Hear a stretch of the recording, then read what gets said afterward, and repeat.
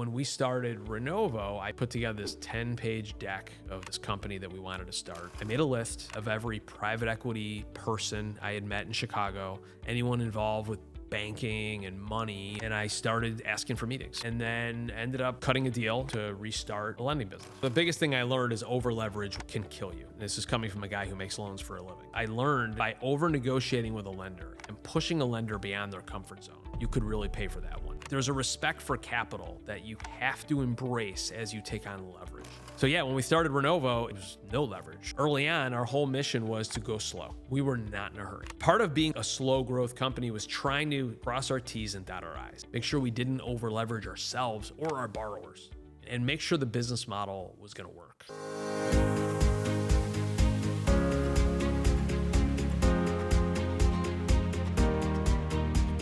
Welcome to another episode of the Straight Up Chicago Investor Podcast. I'm your guest, Kevin Werner, and with me as always is your host, Tom and Mark. Woo! Right. Nice and angry. Oh man, that's so angry, dude. I love that, dude. We wiped him out there. Yes. This is great. We talk about Renovo all the time on the show. It's so good to hear the origin story and just put some context behind all of it. Oh man, Renovo's been such a big part of my history as a real estate investor and the show and my company. It's just great to have Kevin on the show today. Yeah, so I know this one took a while, but great to have him on the episode. For anyone out there who is still looking, or what is Renovo, we'll link to it in the show notes. I know we've both been clients for a very long time, and yeah, don't want to turn this into a total commercial, but can't say thank you enough. Yeah, for sure. So, all right, what you want to just jump in? No, let's do a quick tip. I do have a quick tip, and it kind of correlates with our guest's success today because I think it's a big part of it. But as far as today's housing provider tip, it's not necessarily a house provider tip, but your success will be determined on how long it takes you between you making a decision and acting on that decision. So a lot of times we talk about on the show taking action. A lot of our guests say, what should they do? They should take action.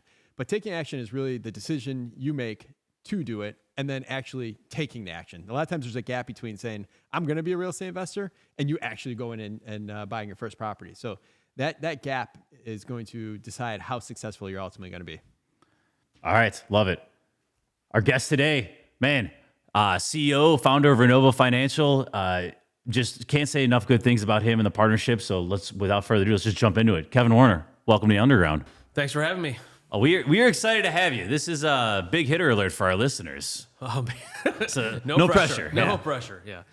Let's start. You got into this very young. Like you were 17, 18. Like, can you just? I was still in high school. Yeah, let's start chronologically for our listeners who don't know. Let's hear the story starting with your dad's business, and we'll take it from there. Sure. I did just listen to your most recent podcast before me, and it's kind of cool that guy also didn't go to college. So I got something in common with your one guy before me here. So I got started really in high school, and it got started where I always loved business. I always loved reading about business. I hated school. I was not good at it. I would get in trouble a decent amount of time. And I started going downtown working at my dad's office in the summers when I was like a freshman and a sophomore in high school. Fast forward a little bit, I got on a work program, which at Elk Grove High School, you were able to get on work program and leave at noon. Most of my buddies were working at like local businesses. I got on the train and went downtown to my dad's office in the Loop and got down there by 1 o'clock and started learning the loan business. Admittedly, the first year, which was my junior year, I ran errands. I went to City Hall to record mortgages. I did all kind of odds and ends. But by senior year, I started learning actually how to make loans. And by the end of senior year, I had a pipeline going, and it was pretty awesome. And I got addicted to kind of making deals, originating loans. And I went to my parents and was like, look, I don't want to go to college. I just want to, like, when high school ends, I'm just going to keep going. And I'll tell you, today I'm 48 years old. I actually have not stopped since. It's all I've been doing is making loans since that time. I heard in one of your podcasts I was listening to getting ready for today, you accidentally started working on the loan side of things in the business. Yeah. Share that story. That was pretty funny. Yeah, it was my senior year. I was on a work program. I was sitting at a woman's desk named Helen, who I'll never forget. And Helen happened to be on maternity leave. So because she was gone, I was at her desk folding collection letters to send out in the mail. And the phone kept ringing, and it kind of wouldn't stop ringing. Eventually, I just answered it, and it was a prospective borrower who needed a loan. So I was like, all right, I can figure this out. I basically took down her name and number, and I spun my chair around and said to the person next to me, how do I do that? What do you do next? And they're like, well, I don't know, go run a credit report. So at that time, you had to like get up and go to a dedicated computer that ran credit reports. So I got up, I ran a credit report, came back to my desk, and I was like, okay, now what do I do? And they said, okay, the credit looks pretty good. You know, you're going to need pay stubs and a W-2 and this and that. Okay, so I called the borrower back, and I started telling them what I need. You guys got to remember, this is before email. This is before, basically people had fax machines, which borrowers at the time didn't have fax machines. So borrowers had to mail in their loan docs, right? So I'm like, all right, you got to mail in the loan docs. And I'm sitting there like, oh, what the hell am I going to do for the next week while this person mails in the loan docs? So I remember calling them back and being like, where do you live? I'm just going to come to your house. So at that time, loan officers didn't really do that. They actually just kind of waited for the things to come in the mail. So that's how I got started. I ran out to this person's house, I got their loan docs, and I kind of figured out, wait a second, maybe that's my edge. My edge is I'm young, I got nothing to do all day, and I could just run around and originate loans. And that's what I did. What do you remember about working within the business? Like you said, you were pulling collection letters, you're making some calls. Like, what do you remember now? Like, were you actually learning things then? Was it just tasks? Like, what do you recall most? I was learning a lot. I was lucky that at a young age, guys, when I started making loans, we had to type our loan docs on typewriters. So like, it sounds crazy, but that's what was happening at that time. So I remember I was typing loan documents up for some of the other loan officers. That forces you, if you really think about it, it forces you to learn the fundamentals of things. You know, tech today is amazing, obviously, but you could lose some of the fundamentals. When you have to type out a legal description, like today, I guarantee you, no one even knows what a legal description is. Yep. I had to type these things out with whiteout because I would get the letters wrong. And this took like 40 minutes. And, you know, it was like 7 o'clock at night by the time I would get out of there. So I learned fundamentals. And my dad at the time had a guy named Keith who was like vice president of operations who worked for my dad. And I owe Keith a lot because Keith would just beat the heck out of me and taught me the loan business. I was a bit of a cocky young guy. And he would force me to follow the rules, and he would force me to learn old school, good ways of lending. So I guess that's one of the main things I remember is how much Keith would beat me up. Yep. Going back to that conversation with your parents, right? Hey, I don't want to go to college. Yeah. How did that go over, right? Not well. It did not go well. I was kind of the first kid in my family to not go to college. And I remember it didn't go well. Actually, you know, my dad was very entrepreneurial, and he kind of got it pretty quickly. I think actually my siblings were maybe a little bit surprised, and some of my extended relatives were a little bit more surprised. But at the end of the day, it wasn't even an option. I will admit, I did go to Oakton for about 8 days, 9 days. Oakton Community College. Down the road from you. Down the right? road from my house, and maybe from here too, because I grew up down the street here. Again, I was sitting in like history class, and I had my pipeline in front of me, and I was calculating how much I was losing per hour sitting in class. Because I don't say this to like brag, but my senior year in high school, I know from my commissions on my loans that I made more than any teacher at my school. I know that. So like, by the time I was out of high school, I was like, in my head, it was costing me money to sit here. So I couldn't stand it anymore, and I only got about a week in or 8 days, and I left. I love that. I did that. I moved from Addison to Schaumburg going into my senior year, and I was calculating the time it took me to travel to school every day. Like, this is ridiculous. I found a way to graduate early, but like same thing. It always comes back to math. That's what I think it's stuck in us. You know, it's funny. We do this at Renovo. We do a online assessment for all new employees that join. And one of the things it gauges is their economic score. And funny enough, that economic score is almost exactly what you're describing right now. It's not really do they like money. It's do they understand that wasting time is really expensive. Yeah. And So, yeah. Is that why we're all bad drivers? I did totally. I did one other math problem. I was sitting in traffic school, and I figured out if I drove 10 miles an hour based on my average mileage, I was going to make up like 9 days a year in time. Like, I remember figuring that math problem out there. I'm like, oh man. So Yeah. All right. So you go full boat in this. What timeline now? What year is this? Well, I graduated high school in 95. All right. So mid 90s, we're lending. We're rocking and rolling. Late, 96, 97, 98. I built a team. I started recruiting buddies of mine from high school. I had a team or two under me at that time. I'll never forget. We were closing like 20, 25 loans a month at that point. But at that time, these were still consumer loans. So my dad was in the home improvement lending business. So these loans were all really geared for homeowners that were refinancing their house to get a room addition, a kitchen, a bathroom, something like that. Very different to what Renovo does today, but the fundamentals of making loans are still the same. Yep. So that's how I got started.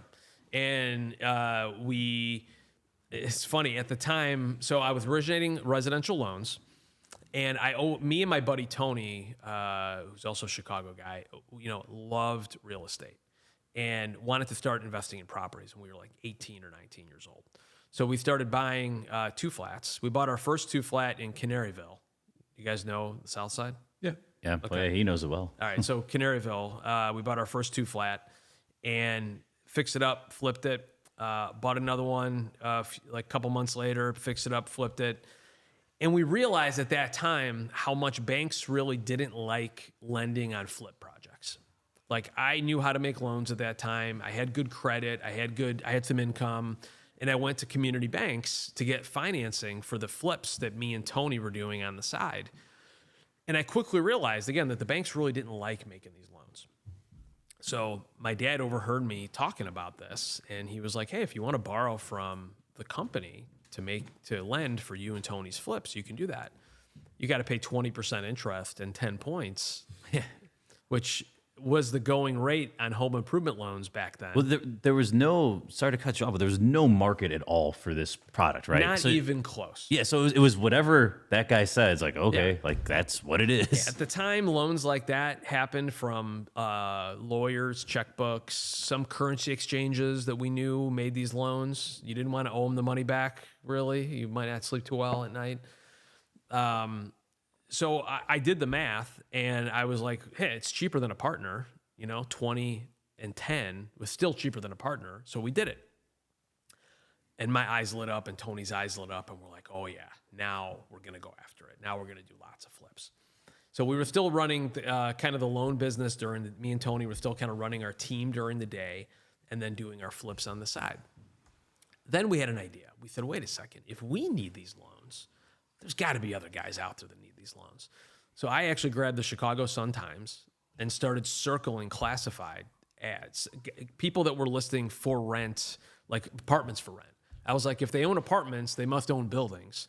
If they own buildings, some of these guys need money. So I just started cold calling some of these guys who were in the Sun-Times, started having meetings with other prospective investors, guys like us, and started originating now what you call a rehab loan. At that time, there was no real such thing, or I should say it was just not as readily available. But that was in probably 98, 99 time frame. Yep. So that's how we started making rehab loans at that time. Well, I love just the calling people, which you could still do today. If you pick up your Daily Herald or whatever, and there's the same apartment listing for 4 months, like call that guy, buy his building, right? Like it's still, it's still there.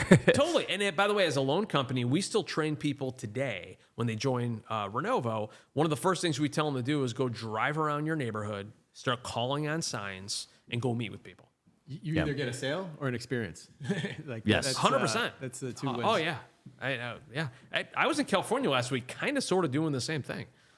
So it never gets old. No, the hustle is always there. Like it solves so many problems, right? If that doesn't turn off, you can get through so many different difficulties because it creates deal flow, and deal flow can solve many problems. You just meet people, I mean, part of this business, a big part of any business is building relationships. I mean, critical. And that's a way to build them. piece by piece. Well, I think it's now become such a huge competitive advantage for anyone, especially the younger generation, because they don't like talking on the phone at all. So when they actually do get on the phone, their peers are not doing it. So Totally. Yes. Yeah, absolutely. All right. So we're booming here. We're doing well. Talk us through. We're doing leading up well. to the crash here. What crash? Just kidding. There was a big crash. That's true. So You might have to give a few sentences. We have some young listeners. all right. So late 90s, things are really going great. And we're starting to build this business. We actually started to unwind the home improvement business that my dad had been in for all those years, because the rehab lending business really started to pick up. So we transitioned over a couple of year period. We basically stopped making home improvement loans, and we only started lending to developers, rehabbers, investors, only in Chicago. Built it up by about 2005, 2006. We were doing like 60, 70 million a year in loans. We thought we were doing a ton of volume at that time. And arguably we were probably top 5 in the country. At that time, there was only there was 5 big players in all the markets across the country, and we were decent size in Chicago. And then the crash came. The great financial crisis came, where in 2007, we noticed that our borrowers were starting to have a really tough time selling their properties. We started realizing that delinquency rates were starting to go up. And then we got a call from our bank. At that time, we borrowed most of our money from one bank on Wall Street. And they called one day and said, we've all been fired. I was like, what do you mean you've all been fired? Who? He's like, everybody in the building where I work has been fired. I'm like, what are you talking about? You guys are a bank. And I'm like, what happens with our line of credit? We had a line of credit that funded the whole business. He's like, I have no idea what's going to happen with your line of credit, to be honest. I just wanted to let you know that starting tomorrow, none of us are here anymore. So now, look out my door. That's an easy night of sleep. You got that phone call. In my office. Our office was at 221 North LaSalle. I was in the office. I was looking out the window at the river, at the Chicago River. I'll never forget when this guy called me. And I'm looking out the window, and out my door are our 30 employees working away. Everyone's working and having a good time. And I'm thinking, oh my God, this might be the beginning of a big problem. So for 2 weeks, we didn't hear anything. Didn't know who to call. Didn't know what was going on. And then 2 weeks, I get a call from the guy in the workout department from the bank. And first thing he says is, Kevin, I hate your business. And I'm thinking, Good start. I'm 29 at this time, okay? I've only experienced up. Yeah. You know what I mean? At this point, I'm flying high, building this business, feeling great, still single, going to Miami for the weekends. I'm having a great time. And when Eddie calls and says, Kevin, I hate your business, and you owe me the money back. You got to give me the money back now. I'm like, we owed him about $60 million. I'm like, Eddie, your money is spread out about maybe 1,000 projects all around Chicago. He's like, well, you better hurry up and get it back. I was like, no. You don't understand. We're good at what we do. Everything's going to be fine. I'm going to come and see you because I'm a relationship guy. I'm like, I'm going to come and see you. He goes, no. I don't want to meet you. I go, no, Eddie, I'm coming to your office. I know where your office is. I'm going to be there tomorrow, actually. He goes, no. I'm telling you, do not come to see me. So I went to see him. So I showed up the next day in New York, and I went to his office. He could not care less about what I had to say at all. He just basically was like, no, we want our money back. There's nothing more to tell me. So we ran a 2-year unwind, almost 3-year unwind, that ended up shutting down that company, which was devastating, to be honest, because my dad had built this business. He had run it for 20 years. I for sure thought my kids one day would be working at this company, and my nephews would be working at this company one day. And that was kind of the plan. And then it just went through our fingers. We couldn't even control it. Once the bank decided we were done, there was no holding back. It took 3 years to shut it down. What does unwind mean? Is that you just had to go call loans to? It's so funny. I was telling my wife this story not too long ago, and my 7-year-old goes, Dad, what do you mean by unwind? So thank you for saying that. Unwind meant that at the time when we got this call, we had maybe 40 employees and about 1,000 projects out. And we had to slowly, systematically loan by loan, get that money back. And that meant we had to have an action plan of what loans we were going to focus on, how we were going to get paid back, how we were going to reduce the staff quarter over quarter. So quarter over quarter, we had to reduce our staff because I basically went into workout with the bank. And the only way to let the bank continue to let us run the workout was for us to show massive progress on a quarterly basis, which we did. And we shut down the company. It took us, like I said, almost 3 years, and we shut it down. What was that like? That first meeting to the team of like, hey, got some news for you. I was more curious who the next call after you got that first call. Like, who'd you call next? You know, it's funny. I went into our controller's, Shweta, our controller. I went into her office and I said, Shweta, we're going to New York tomorrow. And she was like, for what, Kevin? Very happy person. I'm like, we had to go talk to this guy. And also at that time, I hired like a workout specialist myself to help. Because until you've dealt with this in real life, you have no clue what you're doing. There's a whole way in which let's call it the bankruptcy world works that no one understands in the normal course of business. Because once we started the unwind, I had my bank telling me, stop paying your landlord. I didn't know you could do that. I didn't know you should do that. I just didn't know how this worked. And there was a lot of detail in there. And I tease friends of mine sometimes, and I'm like, I bet you learn a lot taking a company public, but I bet you learn a lot more taking a company bankrupt. Taking a company bankrupt of some decent size, I swear, guys, is heart-wrenching, and I wanted to throw up every day. I wanted to throw up because it was the things I never thought would happen, all were happening.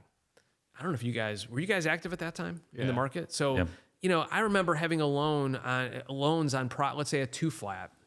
In a certain neighborhood, I'm going to make up these numbers, but let's say you had a $300,000 loan on a property you thought was worth $500,000.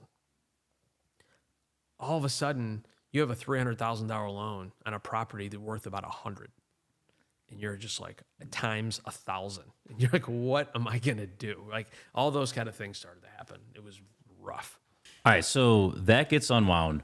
Most people at that point would say, F this, like, I did. I'm going to go get a corporate job. I'm going to go do whatever. Like, talk about picking up the pieces here. Yeah. 09 to 2010. Like, there had to be something you had to like focus on in the future. Like, you know what I did? You know what happened? You're going to crack up. So I've always had a business. I've always had business coaches. I've always sought out mentorship. And I love seminars, like business seminars, Tony Robbins seminars, and things like that. So I had an amazing mentor and coach at the time that was awesome for me. But even going deeper than that, I actually met a priest. This is gonna sound crazy. I'm not Catholic, but someone recommended this certain priest that knew how to deal with like very big traumas in life. So one day I went to this priest's church on the north side of Chicago, and I went into the basement and I sat down with Father Frank. And him and I became the best of friends for about 2 years. And I would go see him almost every week or every other week, talking about the unwind, and about what it was doing to me emotionally, personally. I mean, it was very hard. And I remember Father Frank saying about halfway through, he's like, you got to give up already. Just throw in the towel. Just call. And he was being genuine. He was like, it's kind of killing you. Just call the bank and tell them they can have it. Just walk away. And there was a piece of me, though, that I said, no, I can't do that. Because number one reason I couldn't do that is I really wanted to see how this story was going to end. I'm like, if I want to be in business, I love business. To get the lesson here, I kind of have to go all the way. And so I did it with Father Frank by my side a lot. Wow. He was an amazing guy. Man, didn't know that part of the story. Yeah, Father Frank. So you get the unwind. We get to the end there. May of 2010 was the end. So the company ended at that point. It ended through a receivership with the bank. We finally, once we got down to bare minimum, we just basically gave it to them. And that was in May of 2010. All right. So what's your summer of 2010 looking like? Right. That happens. And then what's the next it's still step? rough. I remember it was hard. I started, one more funny story about that time. I met my wife 1 year before everything started to go to shit. So I met my wife, fell in love. She was amazing. We started having this great time. And she knew me as this like successful young guy who was, super good looking and cool. Just kidding. Not even close. But anyway, after dating for like 9 months, I remember we were hanging out one day and I go, I gotta be honest, I gotta tell you something. She's like, what do you mean? I go, I might go bankrupt. She's like, what are you talking about? I'm like, yeah, it's the world is upside down. The great financial crisis is going on. And I know when you met me, like everything was amazing, but I'm going through a really tough time. And I literally, I don't know if I'll have to go bankrupt or not, but I might. And I'm probably going to lose everything, even if I don't go bankrupt. So that was a real scenario. I'm just thinking like that should be a fake question everyone asks at the 9-month timeline of dating, right? You should definitely do that. You in or you out? Oh, for sure, because that was real, and I'll never forget. We were living together at the time. We were eating a whole tub of ice cream together, talking about this back and forth, and she's like, "Oh, that's cool. We'll figure it out," And we stuck together, and so that's another defining moment at that point. We're still ride or die. Nice. Yeah. We're still together. So that summer, I don't really remember. I remember having a lot of soul searching going on. I didn't know what I was going to be able to do, to be honest. Like, I'm a guy who didn't go to college, worked for my dad's loan company for 10 years or whatever, and I didn't really know what I wanted to do. And I did think that was so difficult and hard, I never wanted to be in the lending business again. But I got really lucky that one of my best friend's dads that was an investor in my dad's company that lost his money in there when it shut down, started kind of taking me out to lunch. And he was just being very inquisitive. He's like, so what are you going to do? What's going on? What are you thinking? And I'm like, I don't know. Maybe I'll get into buying some real estate. And he's like, no. When are you going to restart the loan business? I'm like, are you crazy? I'm never restarting the loan business. He's like, no. You really need to think about it because it wasn't your fault of what happened. And you learned so much going through that I think you should seriously consider thinking about that. And I would like to be a part of it. And I'm like, are you crazy? You lost your money. Yeah.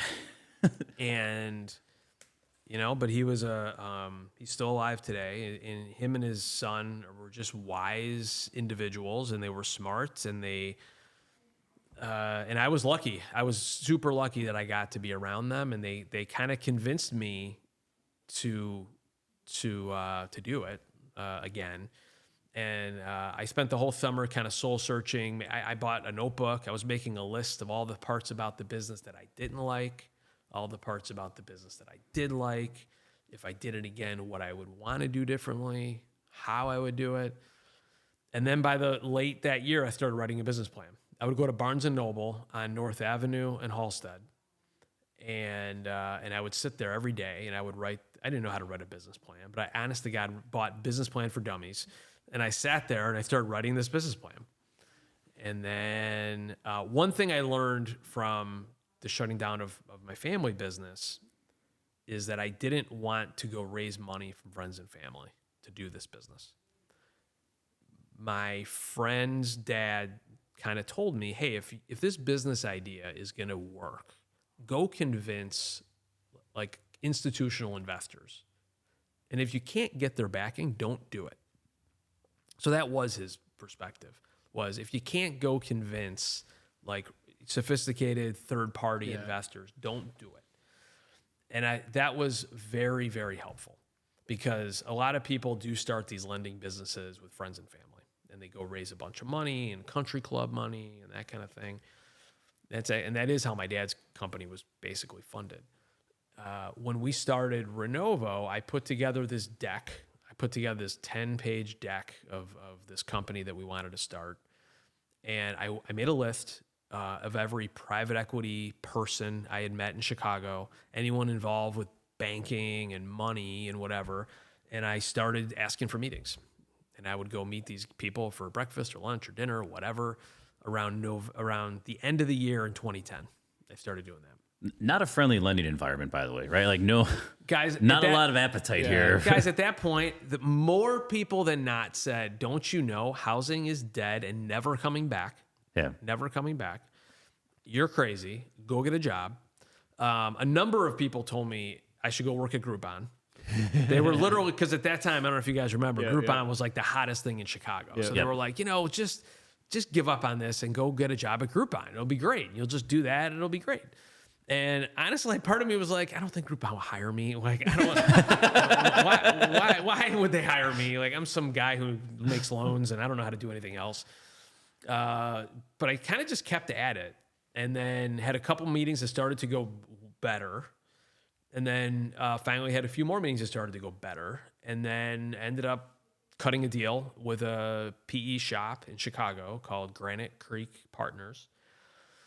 And we cut a deal in like early 2011 to restart a lending business. That's how we got started. And then did you structure that any differently, knowing what you went through in 08, right? So like, could that line be called just like what happened to you? Yeah, it's a great question. So the biggest thing I learned is over leverage can kill you. Okay. This is coming from a guy who makes loans for a living. Yes. And I've learned that what I did at the end of my dad's business was I learned by over negotiating with a lender and pushing a lender beyond their comfort zone, you could really pay for that one day, if that makes sense. Yep. And, there's a respect for capital that you have to embrace as you take on leverage and as you build a levered either property or business or whatever.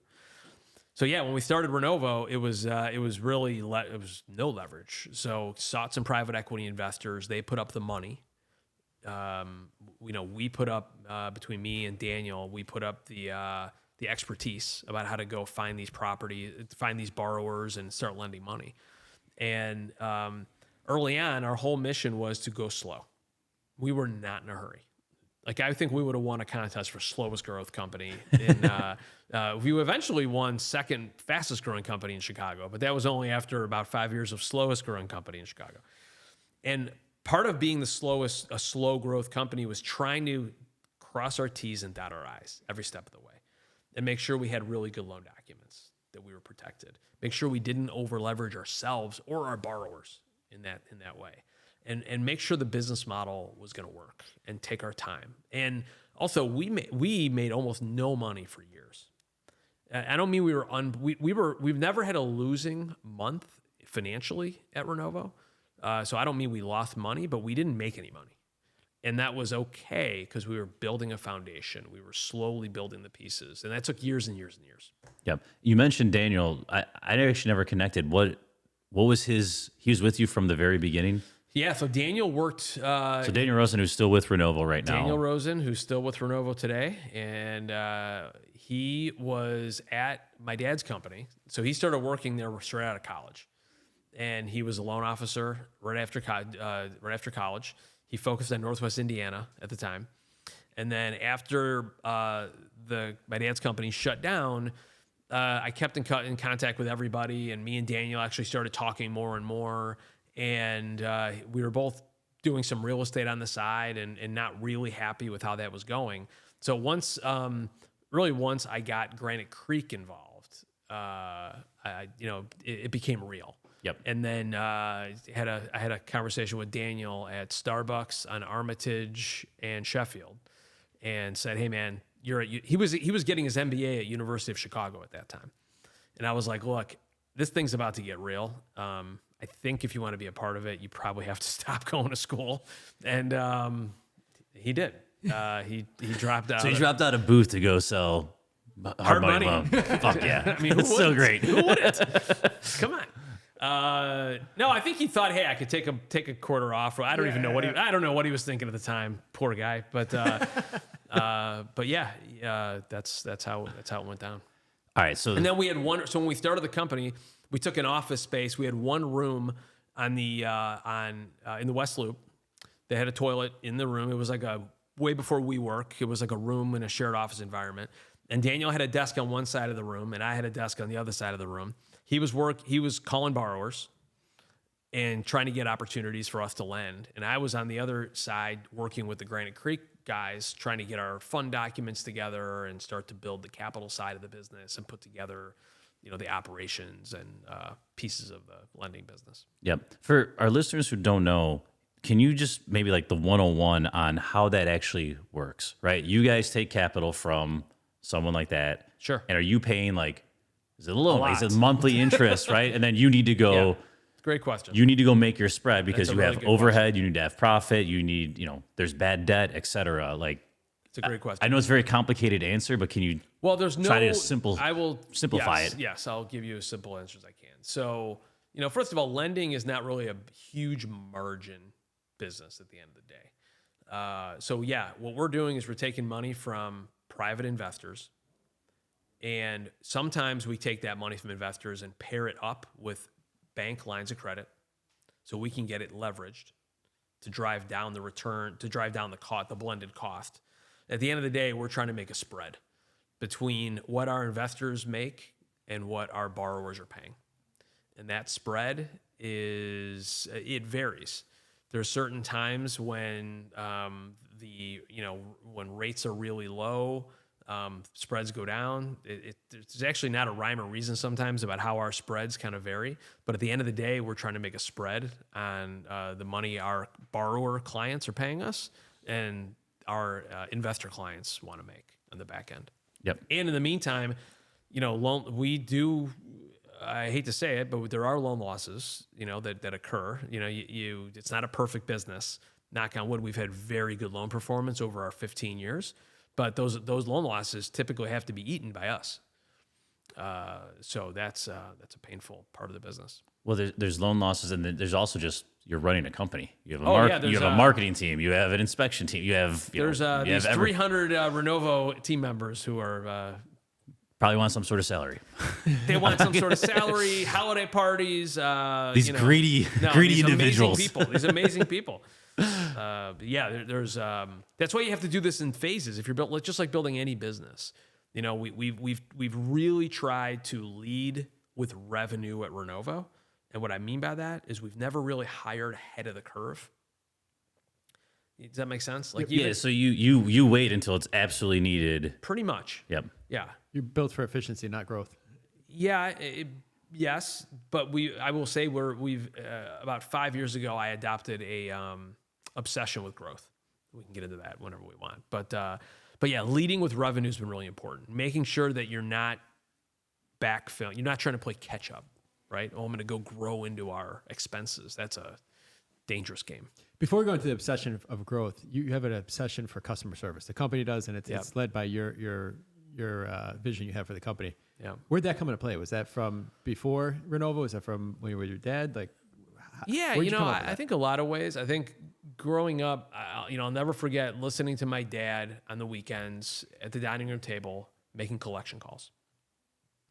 And my dad had a real knack for getting people on the phone, being nice, shooting the shit with them, and getting them to pay. And he really, I saw in him this very amazing ability to give good service, but also hold the line and get what you need. You know what I mean? Yep. So I do think I got lucky and learned that at a young age. Then as I've gotten older, I just love good customer service myself. When when you see it. When you go to a restaurant and they just blow your door, you're just like, wow, they just figured it out, right? Or you go to a hotel and they just figured it out. And I do love to study business, and I think there's a big correlation typically with companies' long-term success and their customer obsession. If you read about Jeff Bezos and Amazon, that's been a big part of his obsession, even though they're a tech company. Big part of his obsession has been with customers. And so we adopted that. And I'll take it one step further. One of the first business books I remember reading when we started Renovo was Delivering Happiness from a guy who I really admired, which was Tony Hsieh, who built Zappos. Yeah.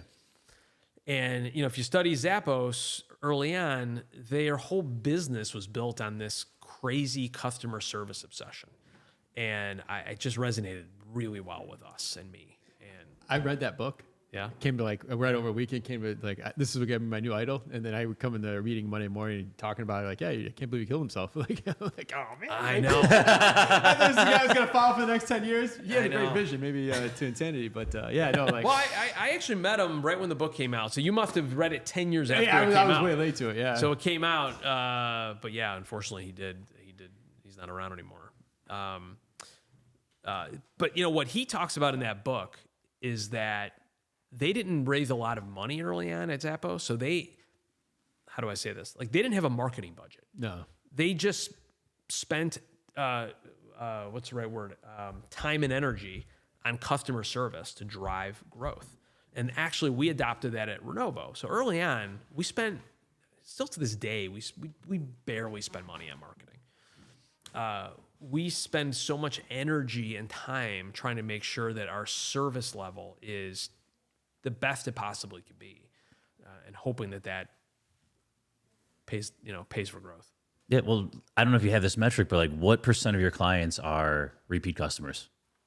Like, it's a huge percentage. Like, Yeah, it's typically somewhere between 70 to 80% are repeat customers on a regular basis. right? Like, you can't run that business model being mediocre. You're right. You can't run it long term. Yes. That's true. I agree with that completely. And then we put something in place called Net Promoter Scores. So you guys have probably seen, we send these little surveys to your phone that ask you on a scale from 1 to 10, would you recommend Renovo to a friend? So we put those in place 10 years ago. And guys, customers get that, our borrowers today get those little things when we close a loan, when they're 50% through the construction, and then once the loan pays off. Whatever they respond with, they can also give a little narrative of what they thought of us. That response gets emailed instantly to every Renovo employee all day, every day. So if you can imagine the transparency at Renovo. So like this weekend, we got one that wasn't good. And within minutes, I can see our ops manager jumped in, other people jumped on, they called the customer, trying to understand what happened. So there's a real intentionality to doing our best. Yep. So going back now, like that all sounds great, right? Like everyone wants to be good, wants to have customer service, Yep. but they're also like, hey, like I got to run a business. I need to make money. Those early years, it sounds great now. Like everything's running smooth. Like those early years where there's, It's was still there, not that smooth, but yeah. was there ever that inflection point of like, dude, I don't know if this is going to Many times. work here? Like, do you have like that one or two moments of like, I'm back at it. What's going on? Way more than one or two times. Yeah. Oh yeah. I mean, I still have that today. I wake up a lot, and I tell this to my wife. I kind of wake up like there's a tiger at the foot of my bed that's going to eat me on a regular basis. Meaning I'm fearful of everything that can go wrong all the time as in running a company. Especially early on. I mean, early on, yeah. I many times when we would start to do well, we'd start to grow, and then all of a sudden a new competitor would pop up with better pricing, whatever, and we would be scared and go, oh my God, maybe this is the end. Maybe it's done. Maybe we're going to go out of business. And then, I thank goodness we didn't let that distract us too much. We just kept waking up in the morning, getting back to it, and working for the customer. The customer service thing is everything. It's waking up and going to meet with just like you guys said earlier about making a cold call and going to meet somebody. The only way to keep the business moving forward is go meet people. Go talk to them. Find out what's going on. But yes, to answer your question, many, many, many times. Yeah, because also, I from another interview, I think you said like that first year you guys were like 10 million or something. Like it was some. Yeah, like I literally laughed at the number because like where you guys are today, that's like one borrower. Yeah. No, again, people that know Not me, a lot of room for error, right? people that know one me loan know goes I bad. I rounded up at that point, so I'm sure it was more 7.5 million, not 10. Yeah, no, you have very little room for error. You really never do, right? I mean, you being in the financial services business and the lending business, you really don't have a lot of room for error. But you're right. Early on, it was even more so. We were trying to prove ourselves to our investors, the people giving us capital, the banks willing to lend to us again, to do this business for sure. Yep. All right, so things start going well. But my interjection with you guys was probably around 2018-ish, right? That's kind of where I came into play. And The beginning of the third stage of Renovo Okay. is what I would call that. I'm in the third act. Yes. Many more acts to come, but that's... But it was always, it's been cool because from that point, we go through COVID. Yep. A lot of places shut down. Yep. You guys are able to pick up a lot of talent. You guys are able to do different, like from my perspective, I've seen like little local Chicago company now take off, and it looks like it's been all roses from the customer perspective. I know it hasn't been, but I guess talk to us about just, let's start with COVID, right? Because that was probably super scary, reminiscent of '08. And then you guys thrived through that thing. Yep. So, timing was lucky for us on something that didn't relate to COVID, but it turned out to be good timing. So around that time in 2018, you did see companies like us start offering longer term rental loans. Yep. I don't know if you guys remember that, but you saw private money companies starting to do rental loans. At the time, we weren't really able to do that. We didn't have the right kind of capital for that. So because of that, we kind of went out to the market and started talking to new investment groups looking for capital. I was flying to New York on a regular basis, meeting with like the Blackstones of the world and like big organizations, because those kind of groups, Blackstone, Apollo, KKR, like all these big groups were starting to get into our space. They were starting to buy competitors of ours or give money to competitors of ours. So I remember sitting in the boardroom in 2018 with the mindset that there is a party going on out there that if we don't join this party, we're going to get smoked. That meant if we don't go find one of these dance partners, these big Wall Street firms, and figure out how in the world they're getting our competitors money that they can make 30-year loans at 6%, if we don't figure that out, this could be a problem. So we started going to Wall Street. We started having all these meetings. And, by 2019, we met a group that was a very large Wall Street firm. We took a liking to them. They took a liking to us. They appeared to have all that money we were looking for these long-term loans. And we cut a deal. They bought a minority stake in the company and they gave us a ton of money to make loans. And that deal closed in November of 2019. Okay. Now, that was lucky for us because in order to close a deal like that, you have to get all of your bank lines reset. You have to get everything reset, if that you follow. All the maturities get pushed out. Everything happens clean. 90 days before. 90 days before all gosh. hell breaks loose. We are, knock on wood, we are loaded up with money. And we have this new very big partner that, is providing us a lot of strength. Now, all that being said, we still, in early COVID, didn't know what the heck was going on, right? None of us did. I mean, I was getting calls from our investors saying, shut, be careful, maybe shut down for a couple months. We don't know what's happening. So we slowed down tremendously during that time. We really slowed down. We called all of our borrowers and said, hey, if you don't need to close that deal, don't close the deal, if that makes sense, right? Because no one knew what was happening. We battened down the hatches for a couple of months, focused on our borrowers, focused on our clients. And then, but at that time, me and the guy sitting over there, James,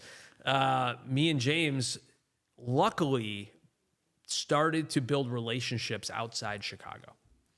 And James joined the company to help us expand outside Chicago. So we started laying the groundwork before COVID. And then when COVID hit, like you said, a lot of our competitors either completely shut down or had no ability to fund loans, were laying off a lot of their staff, were not paying their employees. And we stayed focused, had meetings every single day with different loan officers around the country. And then as the middle of the year, when did the dire part, when did it start getting a little more clear that you can move ahead? Like September, October, November, kind of. Cook County a little later. Well, I clearly remember having projects going on that March, April, and like you weren't like, you couldn't even work yet. So Yeah. you're just sitting there like, like city inspectors weren't working. Yeah. So you Right. couldn't do rough inspections. So when you're was just it? Like sitting there. middle or end of the year where things started to kind of That open up? there was like that summer. I have clear memories of this. There's that summer because I remember like we'd go up to Wisconsin because COVID didn't exist up there. Yeah. But like back here, like that's when like bars and restaurants would be open outside. Like when the weather got nice, all of a sudden like the bars and restaurants kind of came back, and then it was like that's when you could kind of do it. And then that fall, things were I don't want to say normal, but like we were selling projects, buying projects, like. Yeah. Yeah, exactly. So, you know, we were lucky. We lined up and we talked to a bunch of amazing, talented individuals across the country. And as soon as the world began to open up again in late 2020, we hit the gas with 2 feet. And we opened up Dallas, Boston, Rhode Island, New Jersey, Florida, Denver, Arizona, San Diego. We just went kind of crazy. And how for you guys to open up in a market is as simple as, hey, we need a rock star sales guy and a little bit of a support. Like how I don't want to undermine it, but is it truly? How easy is it to scale like you did? You know, it's easy to say and it's easy to think, but it's very, very, very hard because a couple things. First of all, you have to have enough capital and enough confidence of your money. All your investors, banks, private investors, everybody that is willing to go along for this ride you're about to go on, right? Because when I say we hit the gas, we went into 10 U.S. markets pretty quick.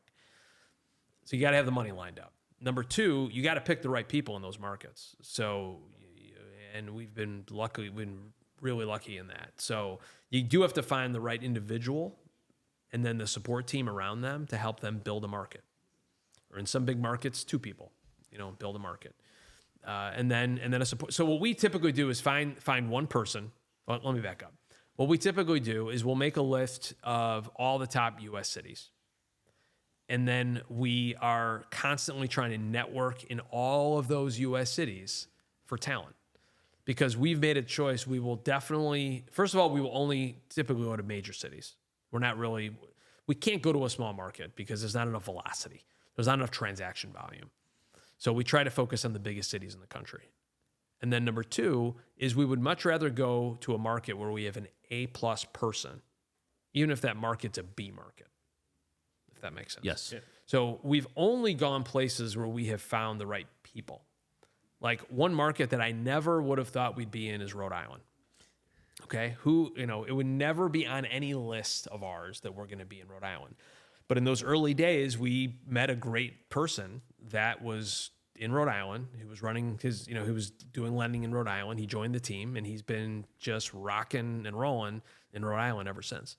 So it's a combination of finding the right individual to be a managing director in that market and then pair that with a great market. Yep.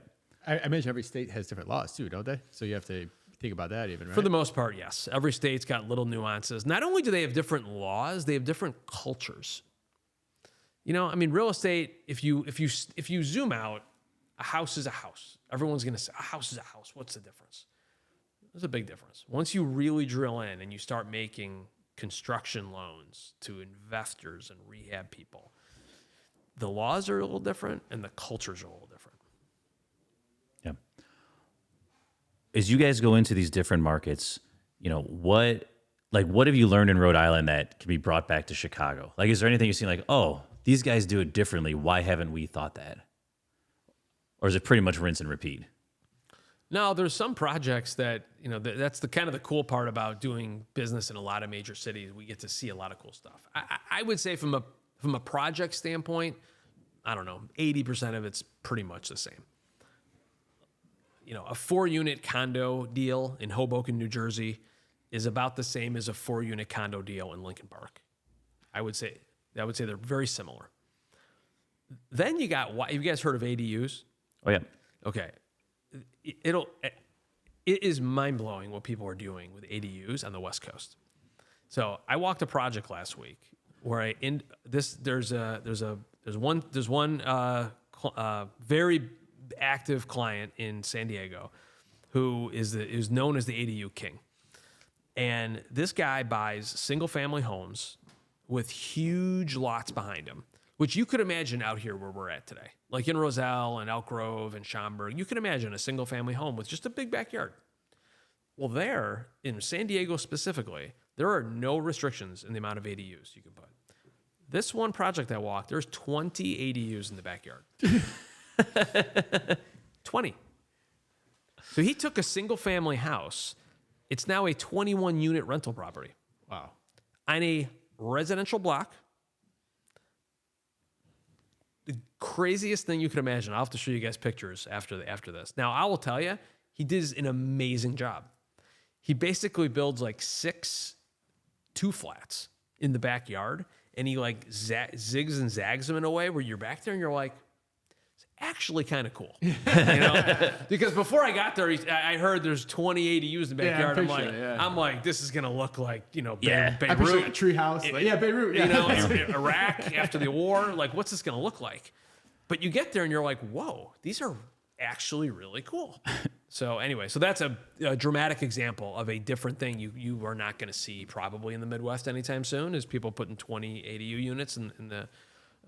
So that's one example. Well, what's next for you guys? Right, we have all this growth happening. Like, what's the next 3 years, 5 year? Whether it be company metrics, different products. Like, give us a little tease of what's happening. Yeah, you know, the way we've thought about growth since day one is we very simply have set really big goals and then ran after those goals for multi-years at a time. So when we first started, the whole goal was to have $100 million out. Took us 5 years. That's why I said you entered the third crazy. phase. That's took 5 years to get us to 100. You have like one guy doing that in a month now, right? Like, just for that's like a really busy good month. Day sometimes at Renovo now. Yeah, I think there's a good chance that last week and the last day of the month we did that number. Very good chance. One day. But regardless, so for the first 5 years, it took that long to get the 100 million.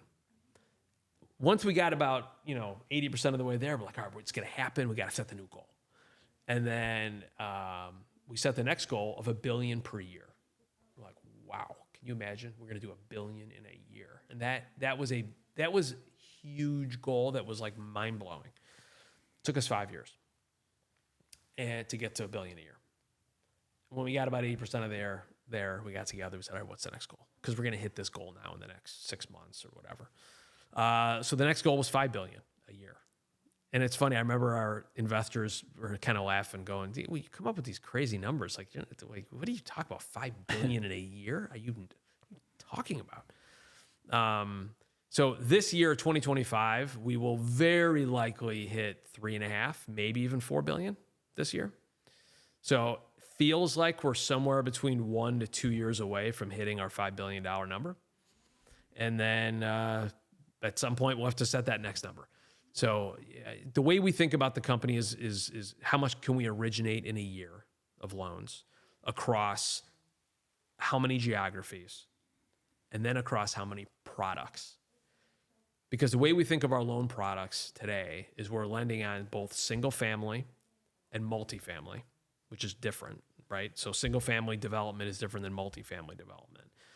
And then for each of those property types, we're doing fix and flip type loans. So someone's going to buy it, fix it, and sell it.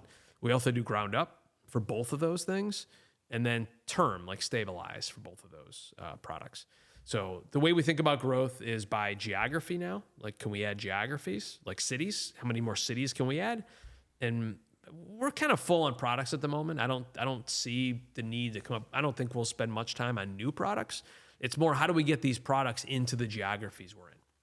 In most of the cities we're in, we're not even in the top 10 of private lenders in that market.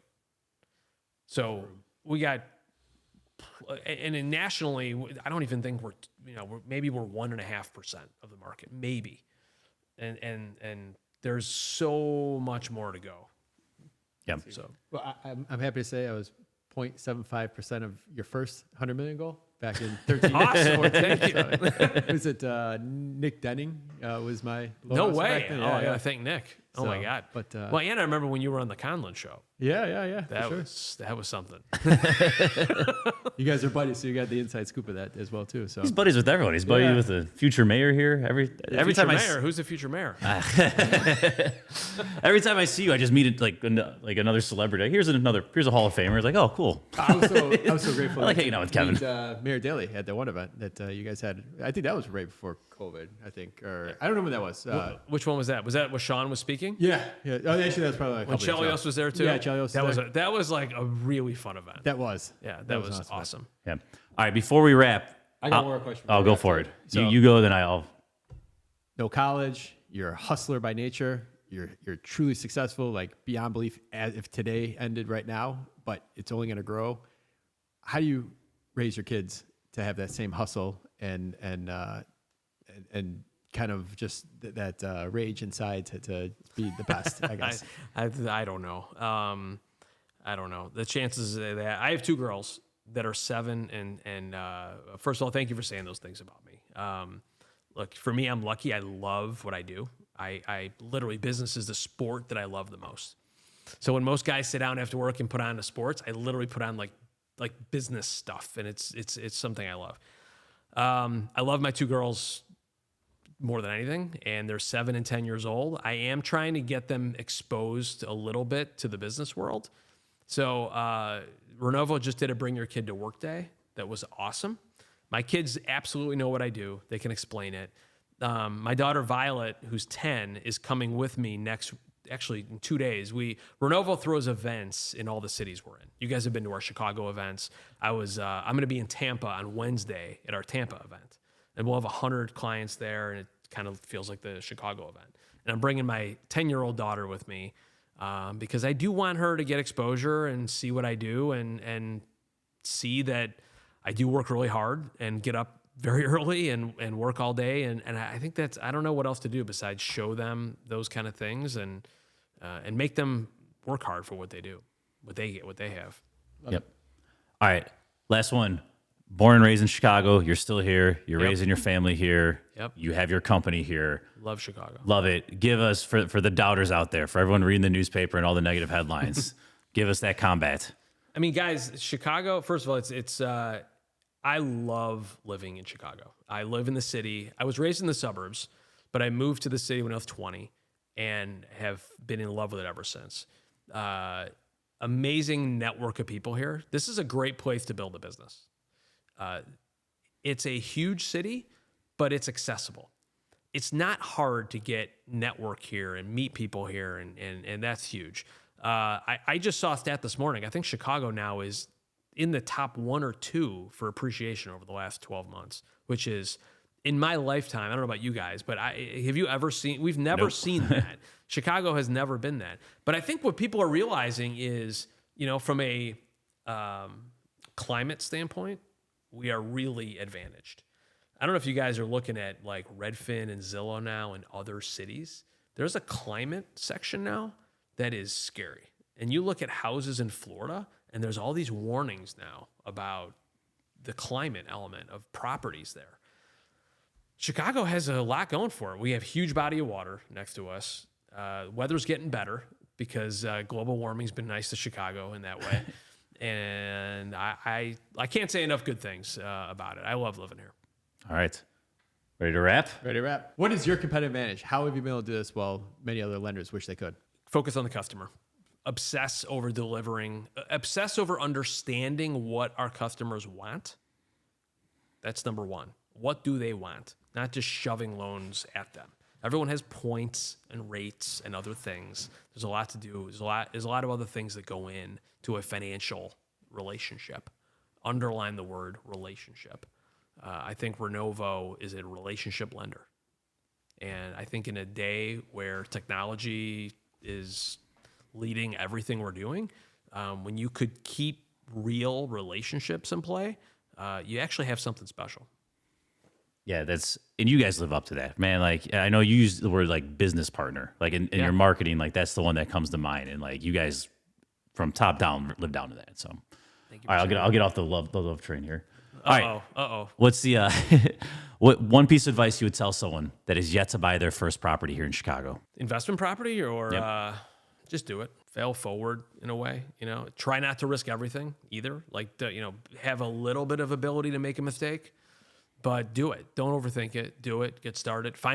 Actually, let me back up. Find a mentor. There you go. That'll be my number one choice. Find a mentor and listen to that person. What do you do for fun? I'm having a comeback right now.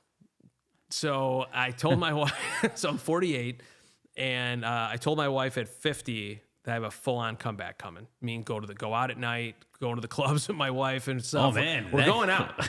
So we're going out, and I'm starting the pre-comeback right now. So really making an effort. My kids are old enough now that they can have some babysitters, and they're happy when we're out of the house. So my wife and I and our friends, we have a great group of friends. We go out a good amount and go to concerts, travel a bunch, and try to have fun. And the comeback. All my friends know I'm having a comeback. So Oh, I love it. We're going to get the 45 jersey, the Jordan comeback. have a comeback. Everyone's got to have a comeback. Because when you have kids, how exhausted? The first 5 or 6 years, you're just like, Oh, yeah. you're just grinding through, right? And you put on a little extra weight, and you're just like, God, this is hard. I'm done. And then you get past that, you're like, wait, maybe I can have a comeback. Like, so I'm in the pre-comeback era. So 50 is the real comeback. Oh, man, we're ready for it. Come on, guys, let's do it together. Yeah. Chicago comeback. All right. What is a good book, podcast, or self-development activity you'd recommend to our listeners?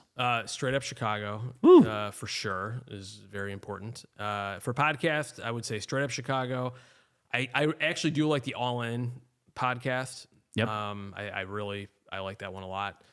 And I think book, Rich Dad Poor Dad. There's a lot of Tony Robbins stuff I like. Actually, I really like the Blackstone book.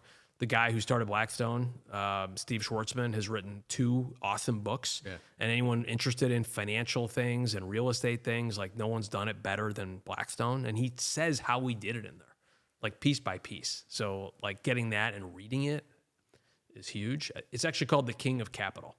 That's his first book. Awesome. That's probably my favorite business book. I read a second one. All right. Other than yourself, name a valuable resource for Chicago real estate investors. Definitely not me. A valuable resource for Chicago real estate investors. I think. Pick your favorite child here. Who's? Yeah, I know. It's hard to answer that because I think it depends what you're going to do. So I think mentor. I think you got to find a mentor. And what I would say to people is find a mentor that's a little bit of a stretch. Cold call someone who's a stretch and who's doing the thing you want to do. So if you want to be a big multifamily person, somehow or other, figure out a way to network with a huge multifamily operator and ask that person to lunch, dinner, buy them a cup of coffee. And I will tell you, I've done that and it works. I did it before, early on in life, and I still do it today. So that's my recommendation for the best resource is find a mentor who's in the area of real estate you want to do, who's operating at a level that's really high, and just reach out to them. Yep. I like it because I think the people that are actually higher have more time than the people that are in the grind trying to figure out what they're doing. They're just a couple steps ahead. You know what? That's a good point. Let me. That's a great point. The ones I've had the most success with have been somewhat retired. Like my closest mentor today is 83, I would say. And it's a gentleman I met. Past the comeback. Yeah, he might not be in the comeback phase anymore.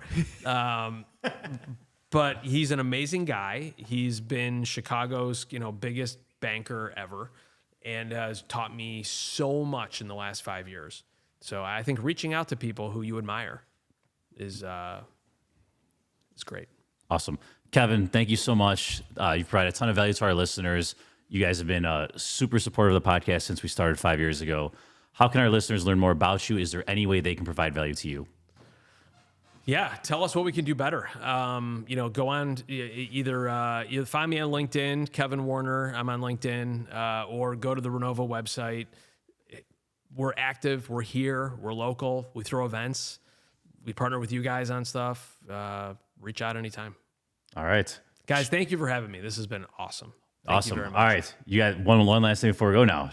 Chicago Fact. Who we playing for? All right. Today's sponsor, obviously, Renovo Financial. And we're playing for Brendan Doherty. Brendan, if myself or Kevin gets this question right, you get a $50 gift card brought to you by Renovo Financial. All right. So like 2 weeks ago, I took my kids to the Chicago History Museum. We hit it up like once a year. According to their website, they have roughly how many different artifacts and objects in there? And your options are... you just still a guess. All right, think about it though. It's a 2-story museum. Think about how big it is. 300,000, 1 million, 22 million, or 520 million. In that building right over on Clark over there? Yeah. 22 million things? Like, I don't know. I'm not going to say 22 million. I'll go with 1 million. What was the third option? The third option was the 22 million. Oh, I think 1 million. No. Oh, you got to pick something different. Oh, That way we give 500,000. Nah, 22 million. Really? That's what it says. Wait, still give the guy the thing. Yeah. We still got to do it. Brendan, due to Tom's way too difficult question, that Yeah. totally set us up for failure. Next time, can we do new It's questions? just a guess. Yeah, Like that was. you got like 10. We haven't. That sounds like you weren't prepared and you just like Google something random. That's 100% correct. Like that absolutely happened. But also, like you've got like 10 in a row. It's getting a little boring. All right. Like. All right. Well, Brendan, you still get the $50 gift card brought to you by Renovo Financial. So, Kevin, thank you for coming on. Tom, thank you as always. Listeners, if you like the show, leave us a review on iTunes. If you didn't like the show, still leave us a 5-star review on iTunes. And if you want to go check us on YouTube, this is on live. We'll have it on video as well, too. So check it out, straightupchicagoinvestor.com. So thank you. And we'll see you next week. Thank you, guys.